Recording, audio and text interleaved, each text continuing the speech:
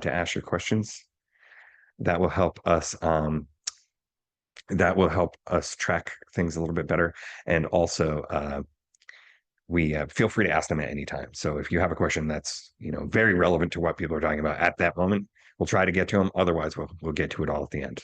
We do have a lot to get through. So, all right. With that said, João, I will give control over to you. Thank you, Jason. Let me just take away the screen. Okay.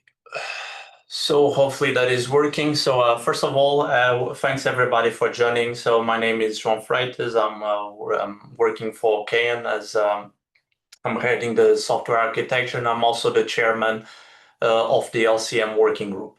I would like to start this presentation by doing a recap on why we do LCM and what is the context behind all these stories. So first things first. Okay, so going back to value-added services, so why do we need them in the first place? So one of the challenges that we are observing is operators are challenging to differentiate. We see a lot of speed wars. Operators are trying to give more bandwidth. First it was 100 megs, then 1 gig, then 10 gigs generation, and there's no win to that. That is unsustainable and very difficult for operators to compete, because at the end of the day, there's so much speed the end customer can use, and competing just for the lowest price is also not ideal.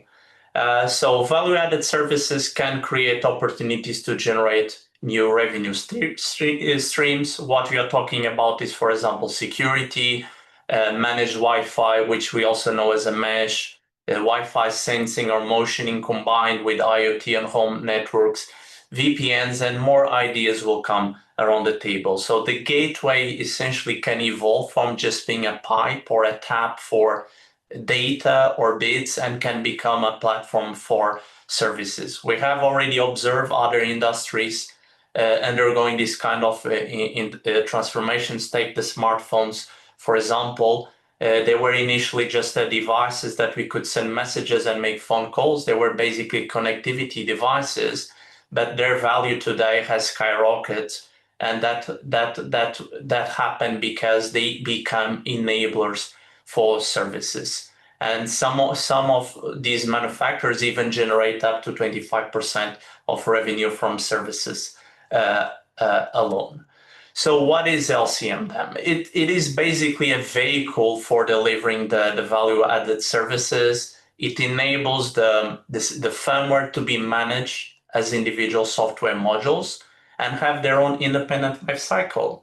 So this provides three benefits. One is modularity, which comes from the microservices nature. The second one is security from the sandboxing, and the flexibility usually associated with what we call an app store. But let's deep dive into each of these. Why we need modularity. So the collaboration is shifting. Software is a team effort, is typically developed by different stakeholders in different geographies. It's not just no longer an OEM or a system integrator. You may have a company doing managed Wi-Fi, a different one doing security, and so on and so on. The reality is, yes? I think you are in the wrong slide. Because okay, now I can see the slide. I got it. Okay, sorry. Go ahead. But now I lost the... No, go ahead. Keep going. You're good.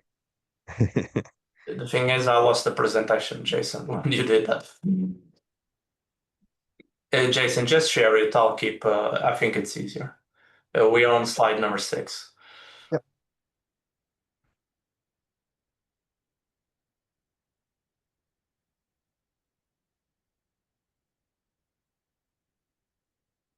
You should be good. Yep. Can you see it? Yep. We can see the slide number 5. There you go. I don't see any slides. Number 6. Yeah. Nope. Okay. It doesn't matter. You're on slide number 6, right? Yep. Okay. So I'll keep following.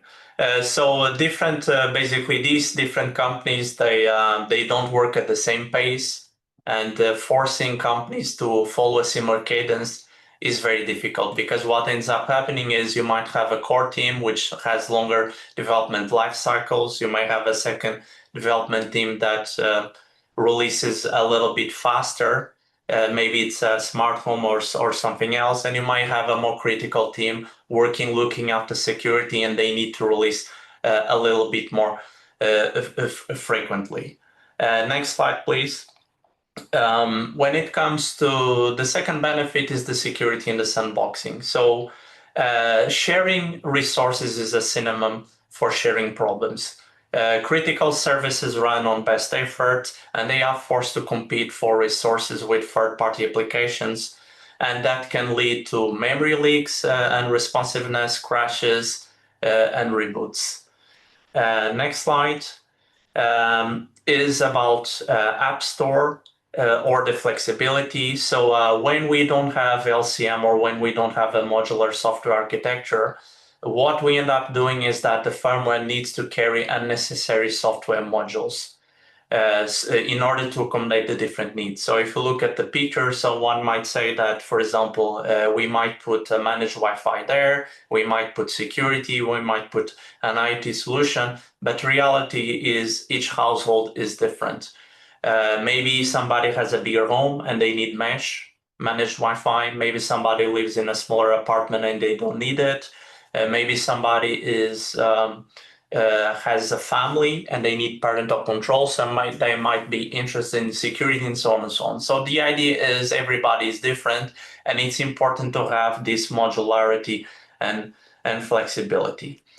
Moving on to the next slide is this flexibility also creates an opportunity to optimize the devices, because what happens is when you put everything there is you end up using unnecessary resources. That means memory, power, even when the user is not taking advantage of these services. So the modularization is also about, only starting and deploying things that we really need to. This also creates other benefits.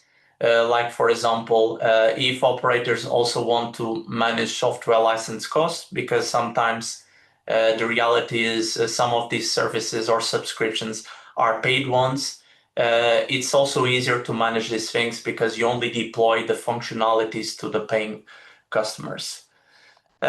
If we continue to the use cases, so this is a little bit of a summary of what has been said before. So the reasons for doing LCM is not just about security. There's an aspect of time to market. So if you want to deploy new functionality, new feature, even some security patch, you don't need to wait for the new software release. The LCM allows you to deploy that decoupled from the software. There's an innovation aspect because it becomes easier for companies to develop on top. There's no need to completely open the middleware. They can produce their own container, granted the APIs and the dependencies are there. And this also translates to a better protection of their intellectual property. There's a resource optimization aspect. Again, you only deploy what you need, which translates to a lot of savings there. From a security perspective, security aspect, containers allow the applications to be constrained, let's put it this way. And it's also possible to deploy patches or address security vulnerabilities through what is called as patch containers. So again, a lot of time to market value. There's a stability aspect to this. If there's an application that, for example, has a memory leak or crashing, this will be isolated and the core services will continue to operate. Lastly, there's also a simplification aspect. So it becomes the roles and responsibilities become clear. Third-party applications can work on their container. Other teams can work in different components of the solution, which leads to less testing, less security audits, and reduces the overall complexity. In the next slide, I wanted to quickly refer that this is not just a PowerPoint. LCM is a solution that has been deployed. We just had recently AT&T announcing the deployment of prpl LCM in 12 million gateways. So this is not necessarily prpl based devices. These are also other devices, which again shows that LCM can be used outside of the prpl ecosystem, and it's enabling AT&T to start also monetizing on these devices with value-added services. We have Óscar here in the call with the next on the next slide, but basically Vodafone is the second well-known use case where again they have launched prpl LCM, this time with RDK-B in the UK market, and they have already deployed around 6 different services. This includes, for example, managed Wi-Fi, device identification, security, echo modes, backup and failover, quality of service and management, and I'm assuming the list will go on. The message here is that some of these services are paid and they bring, of course, value to the customer, but they also create an opportunity for the operators to monetize on these ones. I'll move quickly to the next slide. Now that we clarified a little bit the business value, how does this work in general? How does the framework look like? So in principle, again, it's about decoupling the applications from the middleware. If you look at the picture, you'll see that there's something named there labeled as deployment units. It's basically a set of downloadable content that can reside outside of the CPE and can be dynamically deployed. The second aspect is that LCM regulates the system resources, so it won't allow the service to use more memory than it needs, and that is great in order to fight against issues. The third aspect is there's also a management aspect to it. You have the ability to decide what you deploy, and for that you can use a protocol adapter. You can use TR69, you can use USB, or even integrate it with other protocol, non-standard protocol adapters. Lastly is that this is also somehow platform agnostic. You can use it with prpl-OS, and you can use it with RDK-B, you can use it with OpenWrt or some other system. And this is great because it allows companies to address their legacy. And even if an operator would like to have a unified common software stack, this also gives them the opportunity to have a migration path. On the next one, we just have a visual representation about how applications are separated from the core services. So you see that on top of the operating system, we have what we call the execution environments. Basically, the core services continue to be part of the middleware itself, and then these applications are deployed on a separate application environment with their own limits on CPU, flash, memory, file system, and so on, hence providing that modularity, hence providing that security and giving that flexibility. In terms of collaborations in the next slide, so this is LCM has been built in collaboration with other entities. So it's not reinventing the wheel, it's just putting together different technologies and allowing ease of use. We have, for example, from the Linux Foundation, we adhere to OCI and LXC, but it also supports other container runtimes like CRUN. From the broadband forum, it adheres with USB, TR69, TR181. There's even a bidirectional collaboration here. There has been some work with the Wireless Broadband Alliance where LCM is also included as and recommended as part of deploying Wi-Fi managed solutions. LCM can be deployed on OpenWrt using UBus. It can be deployed on RDK using RBus and even be managed through other protocols. And of course, it's compatible with prpl-OS. Lastly, from my part, on the next slide, I'll just to throw in a small input when it comes to security. Containers are great at isolating the underlying system.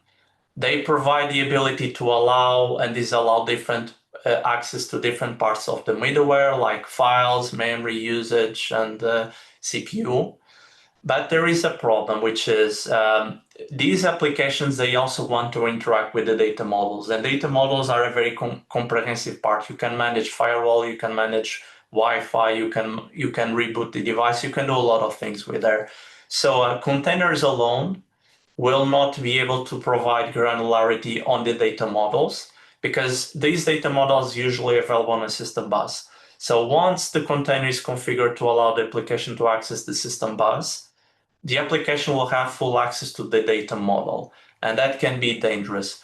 So what we also recommend is that we pair LCM with USP, as in the picture on the right side, because here USP also allows the application to be policed. You can do access controls on the data models. You can configure an application to be able to manage Wi-Fi, but not the firewall, and vice versa. And that's it from my part. Oscar, maybe you can take over now. Yes, thank you, João. Let me try to share mine. I think, Jason, you need to allow me, or do you want to continue yourself? Okay. Try that now. Let me try. Okay, can you see my screen? Yes. Yes, okay.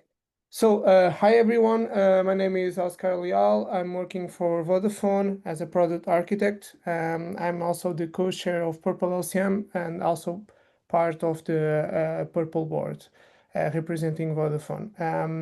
In Vodafone, we are a little bit different because we use RDK-B with prpl, as mentioned, as João already mentioned. So I will not touch on that, but it's also important to make this reference. Okay, so let's move. So I will start with the workflow of LCM. What could be a normal workflow of LCM? Okay, so on the left side we have the app developers, the third-party companies. Okay, that these companies, they will develop the application itself, the security, QoS, smart home, Wi-Fi, parental control, whatever. Okay, and we believe this list will grow because this is bringing a lot of innovation to the broadband ecosystem.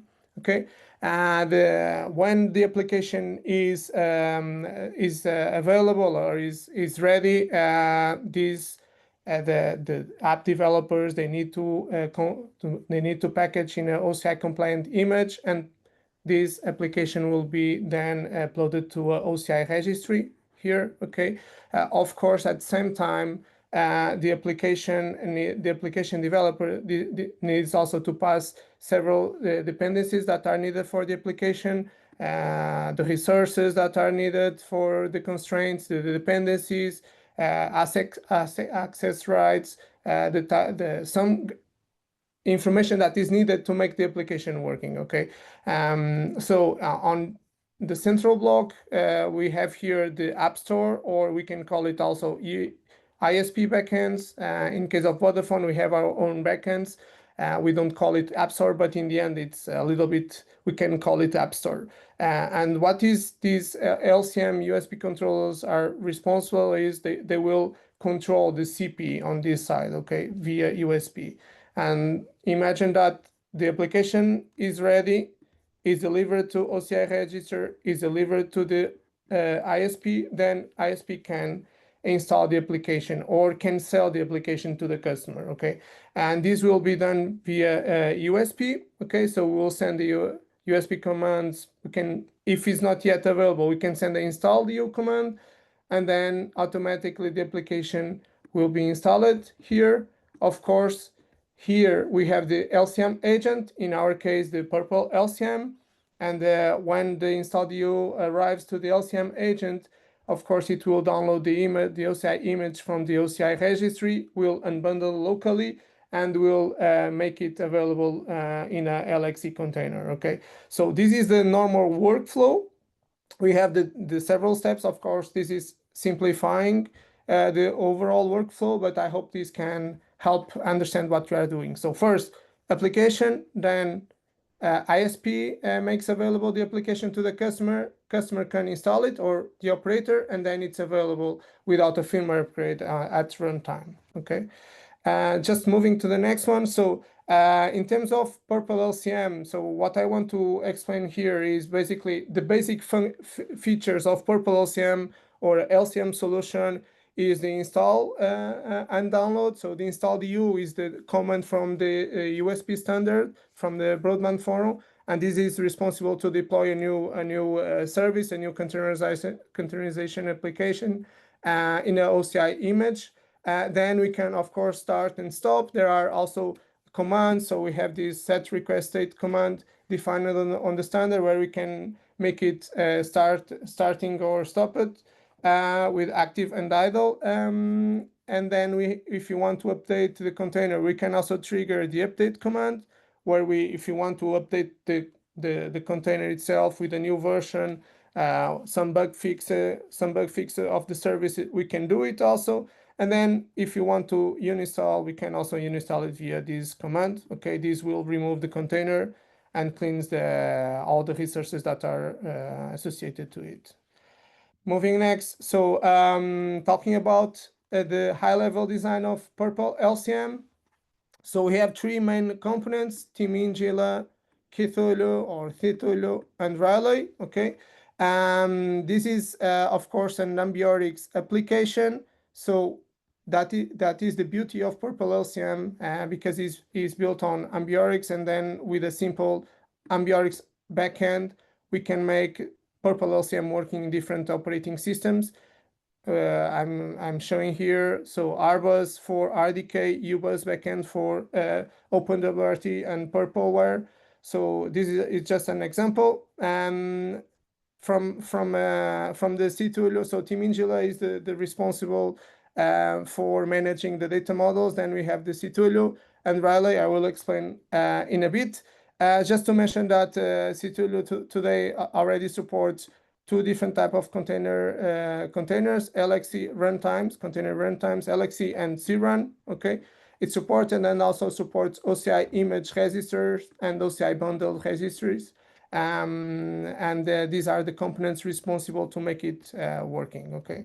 Of course, this is the complete flow to install a container. So a USB controller will send the message install you to the CPE. On the CPE, you have an agent, and then this will flow like this. Okay. Of course, Timingila is responsible to synchronize and send the actions to Cthulhu and Riley via the bus system. Moving, so the core components of prpl LCM, we have Timingila that we can call it the DSM core. So Timingila is responsible to implement the device.software models. So this is the component that will expose the software models data model, and it acts as a main it acts as an entry point for all LCM commands. And then it also acts as a translation layer between the different components of the prpl LCM framework. Then we have Riley, that is the OCI image manager. So Riley is responsible to download the OCI image and bundle locally, and also do several verifications in terms of security, signatures, store the meta layers, version, and also remove the images from the flash. Then we have Cthulhu, that is maybe the most important component is the container manager. This is the one that converts OCI image into LXC or crun containers. It manages the sandboxes. It is able to enforce isolation using C groups. I mean, applying resource constraints, and also to manage the network namespace and several other parts of the operating system. Okay, moving, we don't have so much time, so I just want to explain briefly the key features of prpl LCM. So I will divide it in data management, security, advanced capabilities, and prpl LCM specific features. So starting with the data management and resources, we have the resource constraints. So all these things are aligned with the standard. Okay, so purpl LCM is really well aligned with the broadband forum. Okay, and even is maybe the most the purpl LCM or team or the purpl itself is the company that contributes more for the broadband forum on device software models part. So resource constraints is basically the feature that allows that prevents applications to overconsume the resources of the CPE, which of course will help to maintain the stability. These we can constrain or make the application create role apply roles for CPU, for disk space, for memory, and we can pass these arguments on install DU and also on update, and we can restrict how much resources an application can use. We can do it at execution environment and execution unit level. Today, purpl LCM already supports C group V1 and V2. And as I already mentioned, we can basically decide what we want to do in terms of memory, disk space, and CPU. Moving to the application data management. So this is basically application data provides a persistent virtual storage to be attached to the LCM applications. The persistent storage is retained across the containers, restart, upgrades, and removals. Okay, we can control with additional arguments. If we make it forever, it will remain until a factory reset.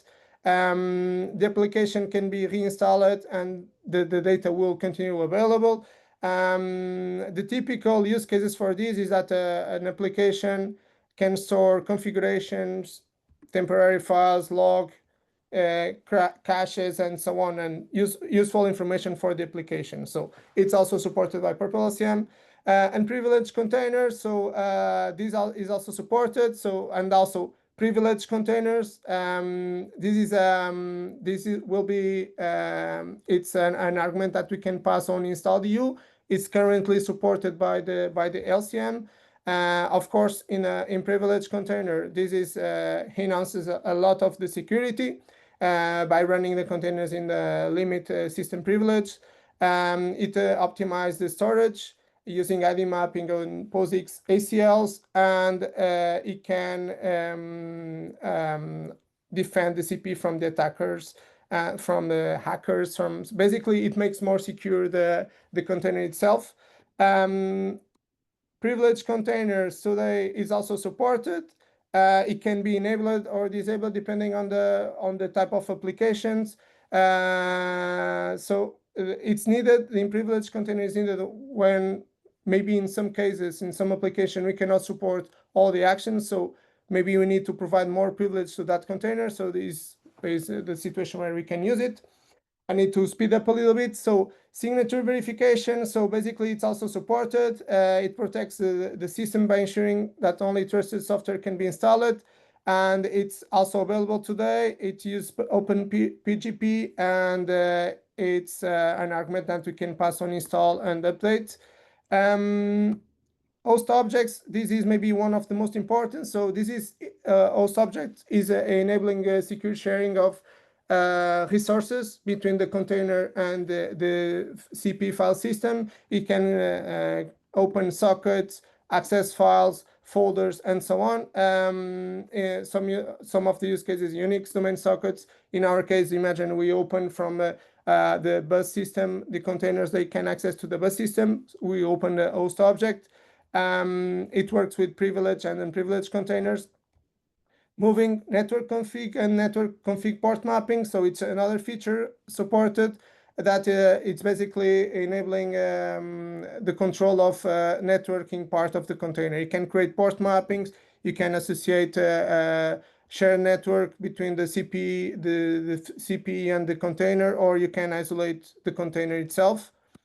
Role-based access control. So there is the RBAC. So João explained a little bit. So it's also supported. It's connected with the USP, and it's something that is one of the last features developed by the purpl LCM.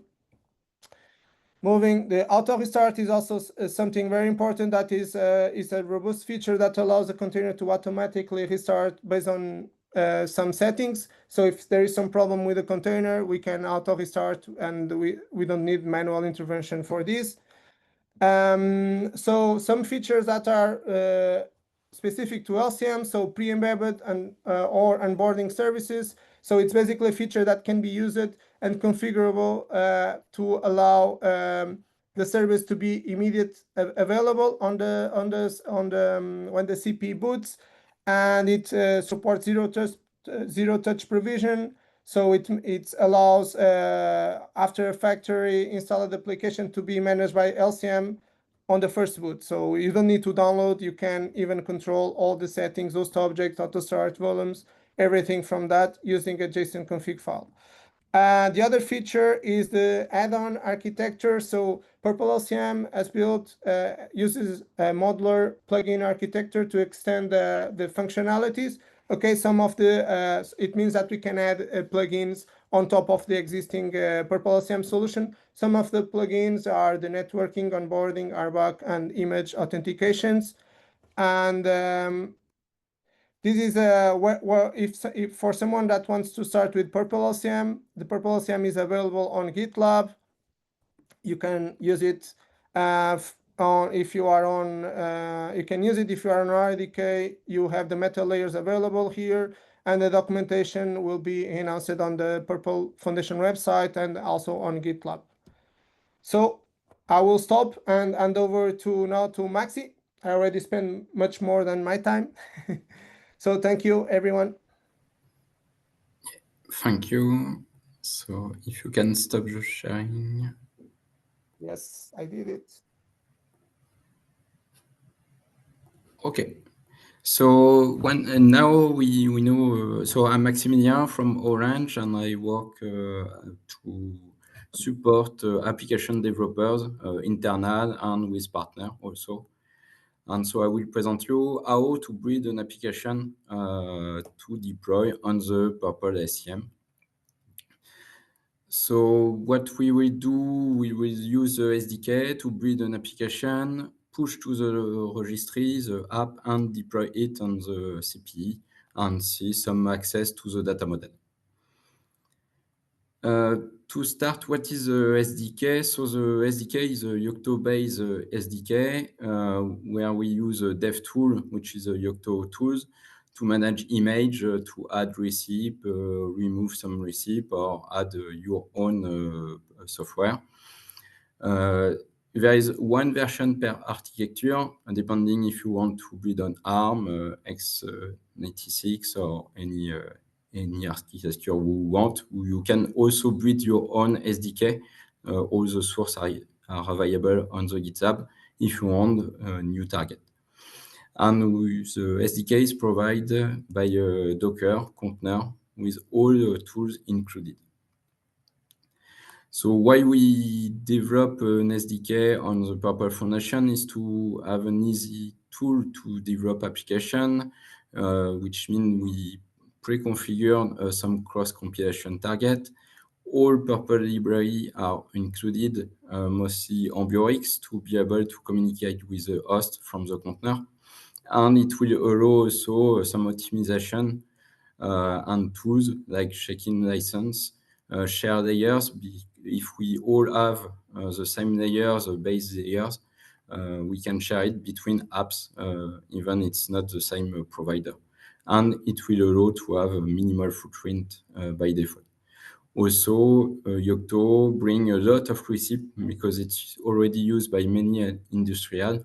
So you can use it and take any receipt that already exists in the system. So where to get it? It's on the GitHub of the Prpl Foundation. In the LCM part, there is a LCM project, and it is a container registry where you can get the container to start it.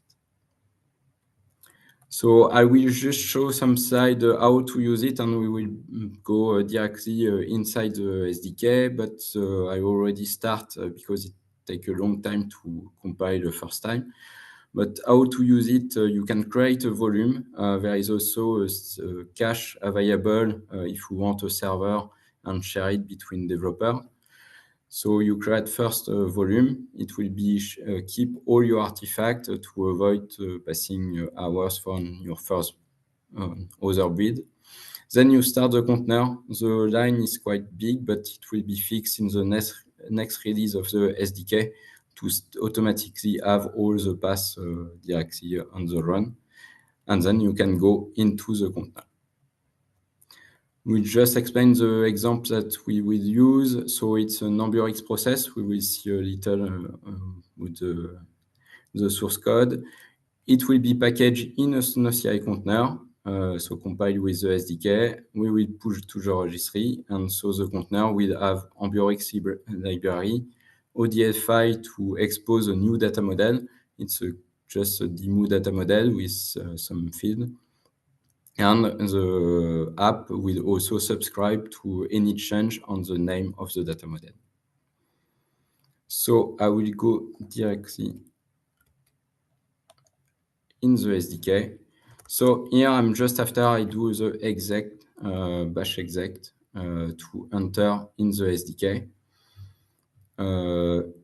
I already get an app. So this application is added with a DevTool add command. And you can set then the Git URL that you want to add. It will create a receipt. So a receipt, I will show you what is a receipt. By default, Yocto will try to create a receipt depending on your makefile in the project. If you don't have any makefile, you will have an empty receipt. And most of the part to do will be to add the compile option and the installation option. So the app contains ODF file to describe the new data model feed. So it will be a X-prplware demo with enable, name, and change count. Then there is an ODS file which will explain how to start the app with the name. It will be used for the permission on the bus. Some automatic connection of the USB, and there is a part, as we will put under device, we can say here where we have to put all our data model. We can also override some data model part if we want. So it's also a lot of configuration, and you can also have a lot of configuration depending on what kind of feed you want to save or not. I won't go in the C code, but all is available in the open source, and the link is in presentation. But mainly it's just to start the AmbiorX on the runtime and to listen event on the data model feed. So back to the SDK. So here I can check I have my receipt already selected, and there is already some image proposed, and with a default image, which is the minimal image with all AmbiorX library. So then we can build the exposed data model C in the name of my app. The first time it will take a lot of time, but after it will be quicker. And then we can build the image. On the first time, you can build everything, but each time you want to change something in your package, you have to rebuild the package. If you just build the image, it will not rebuild the package. So it will be quick also once you already did it. And here we can see there is a minimal image already activated, and it's the default one available in the SDK. There is some image existing, and you can create your own if you need. and then we will push to the registry. So to do this, we use CPE, which is already included in the SDK, to push from where the image was created, where we see the rootfs, so CI, and to a registry. So here it's my registry. So it's quite quick because it's already a push. Then we will go, once we have the app in the registry, we will go on the CPE. So here I'm on a Freedom board. And I will install with the install.du that we saw just before, the command. Before installing, we have to define some role because, as we say, there is some security, and by default, app will not be able to access to all the data model. So we need to configure. We need to configure first all the data. All roles that we want. By default, there is already roles. Roles is used to give access to the data model to a container or to an app. It's always, it can be worked also for apps in the system. So here there is one with the full access role and the untrusted role. It's quite open because we allow most on all device dot. But we don't allow to do everything. We can't write and so on. So to do this, we will add in the exec environment, there is one already defined, and we will add the role untrusted, which means every application installed with on the CPE generic environment will have the untrusted role, which will allow to have all the sockets already defined. And when we have the app installed, we can use directly the USB socket. So once it's done, I can use the install.du command. So here we can see the install.du. We set again the registry with the logging, the execution unique unit, which is generic, the one we saw just here, CPE generic. UID, it's an ID that you need to set to be allowed to retrieve your own app, and the role needed, untrusted. You can add in many roles in the same generic executive environment and use it depending of which app you need. And as we are in untrusted container, we set a new ID here. To inside it, I just hide something because it shows again a password and username. But it will show a message, and then you can see there is a container. So here is my container. It's not the same because a new name will be calculated during the installation, but you can also set which name the container should have with the DUID. So once the container is started, here we will go inside the container. Container can be autonomous, so you can have automatic start on any role and any process, but here I don't start it automatically. So I start the expose data model C, which already access to the friendly name of the gateway, which is on the host, which is prpl home gateway. And we will have some dump event on each data model change. Here there is the first one because when the app starts, it will pass the enable from false to true. Then I will connect in the container also, and I will use controller container, which is a USB key to allow to access to the data model. be sure to use USB-CLI as the app is only in USB, so you can't access it from Ubus, for example. There is no automatic sharing from Ubus to USB, but you can access it from a USB controller, which is external to the gateway. So here I have read my data model, and I can go also in the prplOS. So I'm on the host, root prplOS. I will use BACLI. The main thing, by default, it is not a USB CLI. So I put some commands to modify the default bus to use with BACLI. It's a configuration, and there is also a possibility to create a USB CLI, which will be a talk in USB. Always the same, because only in USB your data model is available. So here I will change from demo. As you can see here, it was demo, and I will make prpl demo.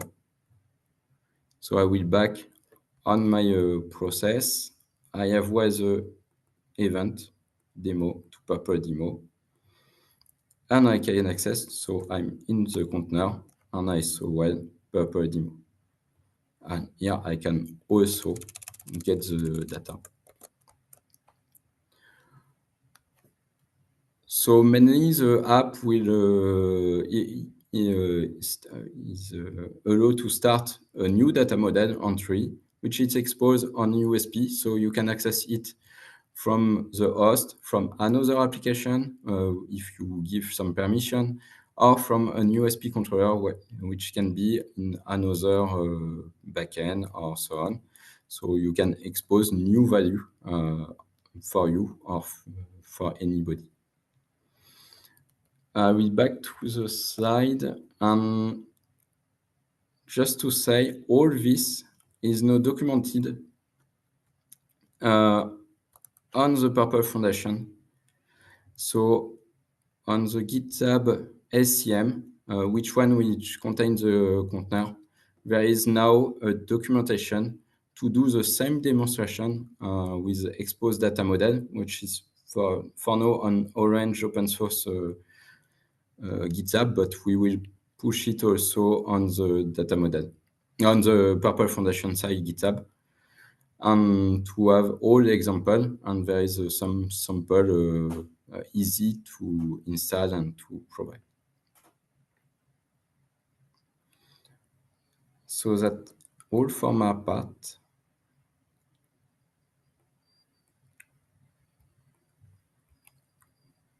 All right. Thank you, Max. So I do want to allow some time for questions. We do have a couple coming in.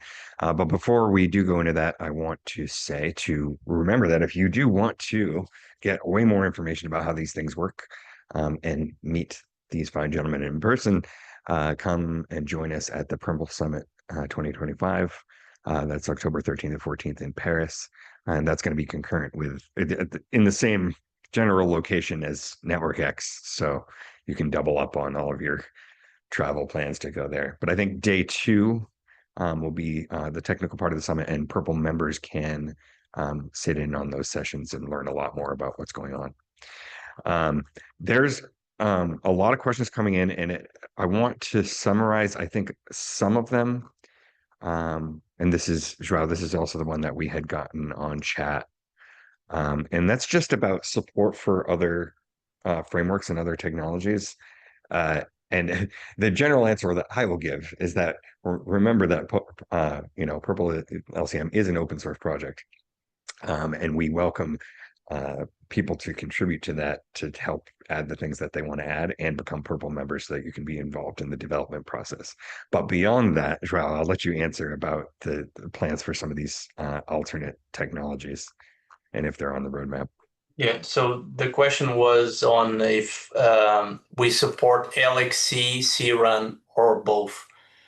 So the short answer is we support both, but not in parallel. So it is possible to work LCM with LXC. It's also possible to work with CRAN. We had discussions if we would be supporting them in parallel. So what that would mean is that we could have two different execution environments in the CPE, one dedicated to LXC and a second one dedicated to CRAN. And then we could decide on the fly where to deploy them. Unfortunately, we do not support this capability as of today, but just because there hasn't been a big demand for it, but it could be done. There's also some other nuances there, which is, as Oscar has pointed out, we support OCI images, but there have been some contributions to also work with OCI bundles. So the long story short here is that LCM has been built for modularity, but LCM itself is modular, and it allows for working with different technologies and adapt to different needs. And if you're able to scroll through some of the questions that are coming in, there's a lot along those lines, like questions about support for Kubernetes, questions about support for just a couple other things here. But the answer, my answer is obviously the same. If somebody sees the value of adding something and either wants to put that through, through pressure for Purple membership or preferably and actively contributing to the Purple LCM project, it's the best way to get those things done, right?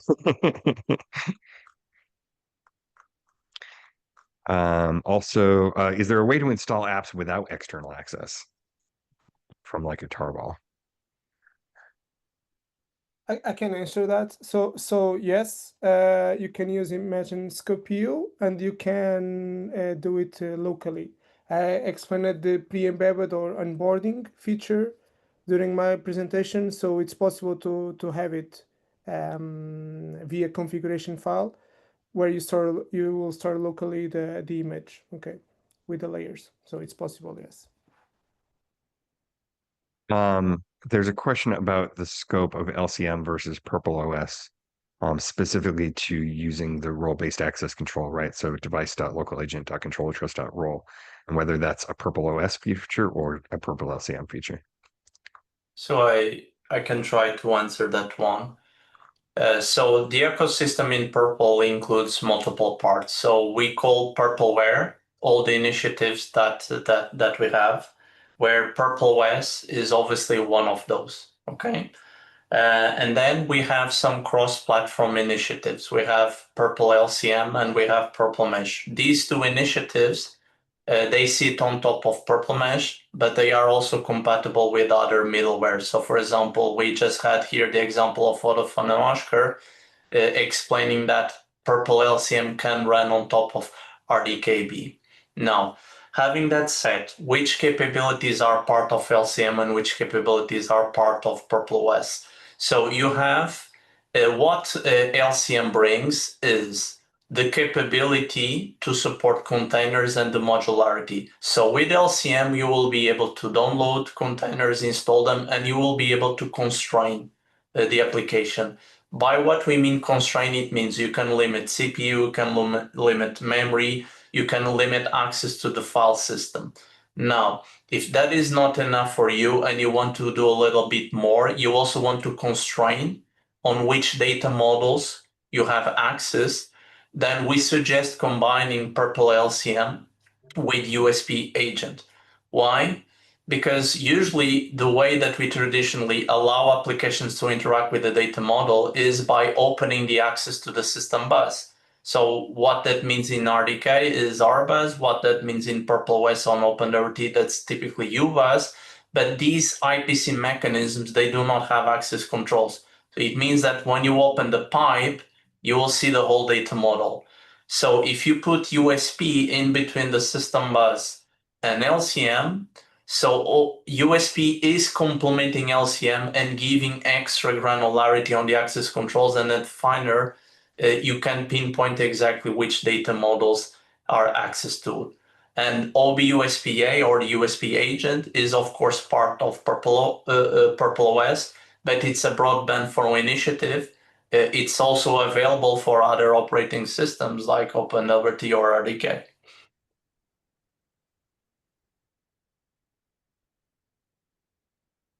Right. So I had just splashed up the purple architecture image while you were talking to see if that clarified things a little bit. Yeah. So those are complex discussions. It's always easier to meet people face to face and have the opportunity to discuss. And you can also join the working groups. We can share a little bit more on that. All right. One last question. Does OpenWRT currently have support for prpl LCM?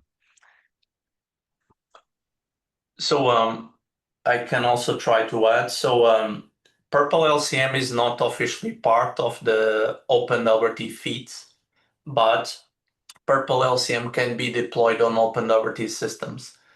So there are operators trying to do this. And if you look at the OpenWRT architecture, one of the key components that you have there is UBus, which is used as the IPC mechanism.